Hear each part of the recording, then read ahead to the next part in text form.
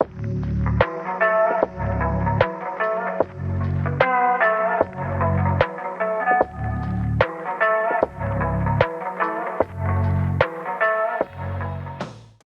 this Breitling Never Timer has a slide rule bezel. This is used by pilots to gauge fuel consumption, altitude and distance travelled. It's a rudimentary or early form of calculator or computer. As you can see, the slide rule bezel is an internal bezel that turns. This watch also features chronograph that has a 3 sub-dial chronograph with start stop, where you see the red hand moving round, and then stop and re-zero. Here you have the Amiga Speedmaster Snoopy. It's the 50th anniversary edition.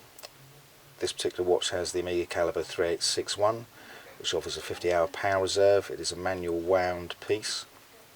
The Snoopy is the emblem chosen by NASA as a mascot in the 1960s to act as a safety watchdog for space flights during the flight missions. We turn the watch over. If we start the sub-dial, you should be able to see Snoopy riding the command module around the Earth, which is a nice little hidden feature.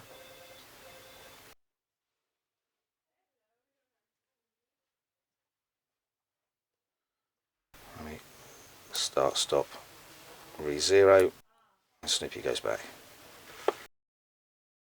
So today we're looking at a Tudor Pelagos.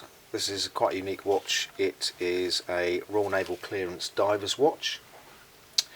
It has Royal Naval Clearance diving engraving on the back, limited to 70 pieces. It's a 2022 model. It features an example of the engraving on the back, which is EOD, which stands for Explosive Ordnance Division. Although these weren't issued watches, these watches were produced on the request of various units, and Tudor will now be making what they call unit-only watches, which are only offered to serving members of those said units and not for sale in the public domain. So this is quite a sort of rare collector's piece. Everything is as standard as you would find on a normal Tudor Pelagos, titanium snowflake dial, but here you have on the dial Royal Naval Clearance Diver's Watch printed, and then on the back you can see some of the engraving for the actual unit.